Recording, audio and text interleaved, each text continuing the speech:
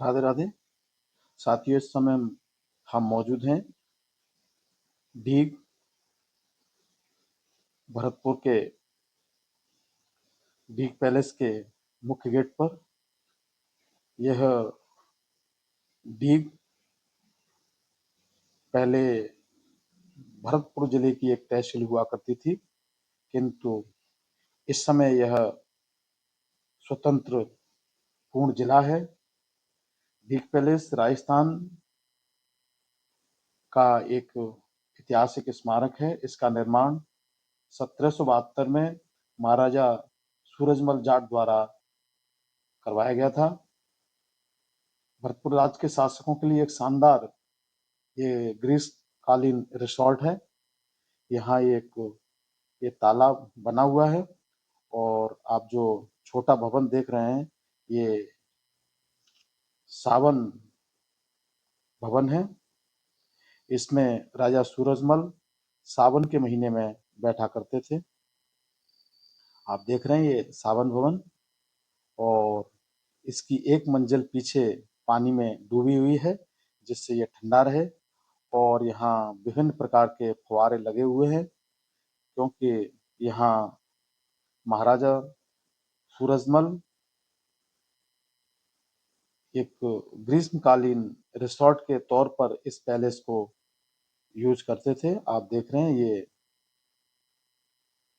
तालाब, और अभी यह तालाब इन बिल्डिंगों के कूलिंग के लिए बना हुआ है। ये इनको कूल रखता है। आप जो अब भवन देख रहे हैं, ये गोपाल भवन है। इस गोपाल भवन में मुख्यतः राजा रहते थे, और इसमें उनके उस समय के अवशेष भी इसी गोपाल भवन में रखे हुए हैं। जैसे उनका बेड है, सोफा है, क्रॉकरी है, और उनका सब हवा करने का बहुत बड़े बड़े पंखे, जिनको मनुष्यों के द्वारा उनके जो सेवक थे उनको चलाया करते थे, वो भी इसी गोपाल भवन में सब उनके जो प्रयोग की गई वस्तुएं हैं वो इस गोपाल भवन के स्मारक में रखी हुई हैं। वहाँ पर वीडियोग्राफी अलाउ नहीं है। हमने उनको देखा है। वहाँ पे राजा सूरजमल ने एक जो शेर को मारा था, उसका भी वहाँ पर अवशेष शेर के भी रखे हुए हैं, जो उन्होंने खुद अपने भाले से उसको मारा था। गोपाल भवन की बगल में एक बहुत सुंदर हनुमान जी का मंदिर है, जिसको हम आपको अभी दिखाएंगे।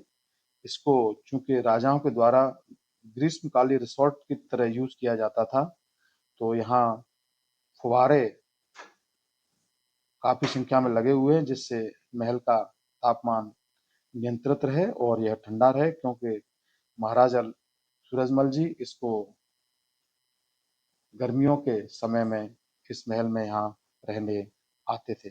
आप ये दरवाजा देख रहे हैं, ये हनुमान जी जो महल में स्थापित हैं गोपाल भवन में, वो हनुमान जी का मुख्य गेट है। यहीं से हनुमान जी के दर्शन के लिए हम अभी यहाँ प्रवेश करेंगे और आपको हनुमान जी का दर्शन कराएंगे। इस समय हम प्रवेश कर रहे हैं श्री हनुमान जी के मंदिर में, जो उसी समय के ये स्थापित हनुमान जी हैं। ये इनकी स्थापना राजाओं के समय की है, और ये प्राचीन हनुमान जी हैं, जिनके आप अभी दर्शन करेंगे। और ये हनुमान जी जो इस तरह का सुंदर विग्रह हनुमान जी का प्रायः देखने को नहीं मिलता है, और हमने तो कहीं ऐसा सुंदर विग्रह नहीं देखा है। और अब हम हनुमान जी के दर्शन के पश्चात आ गए हैं गोपाल भवन के बाहर, और इस समय हम आपको ये दिखा रहे हैं रानी भवन है, और रानी भवन की बगल में ही सूरज भवन है। सूरज भवन के भी हम आपको अभी दर्शन कराएंगे। ये रानी भवन है। जैसा कि हम पूर्व में बता चुके हैं, डीग जाट राजाओं की राजधानी हुआ करती थी। इससे पहले कि वे भरतपुर चले जाएं, 1721 में गद्दी पर बैठे बदन सिंह ने यहाँ एक महल बनवाया। अपनी रणनीतिक स्थिति और आगरा से निकटता के कारण डींग को आक्रमणकारियों द्वारा बार बार हमलों का सामना करना पड़ा।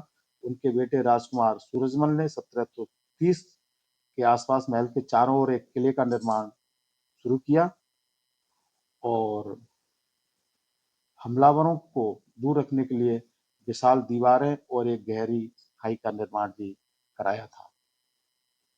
इस समय हम आपको दिखाएंगे सूरज सूरजमल महल को, और यह महल मार्बल से बना हुआ है और बताते हैं कि इस महल को महाराजा सूरजमल के पुत्र महाराजा जवाहर सिंह इस महल को दिल्ली से लूट कर लाए थे, और यह अलग अलग पीसेस में यहाँ पर आया था।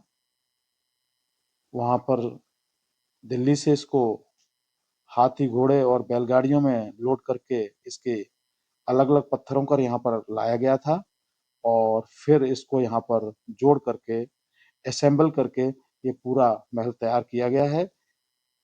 आप गौर से देखेंगे कभी तो इस महल में आप पाएंगे कि इसमें जॉइंट्स बहुत अधिक हैं और जॉइंट्स को लोहे के क्लैंप से जोड़ा गया है जिससे कि वो मजबूत रहे।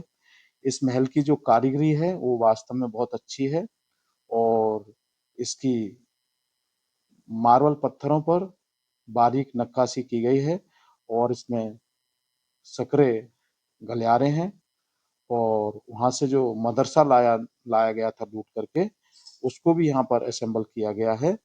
और ये मदरसा भी सूरजमल महल के ये पीछे है, जिसको आप इस समय देख रहे हैं।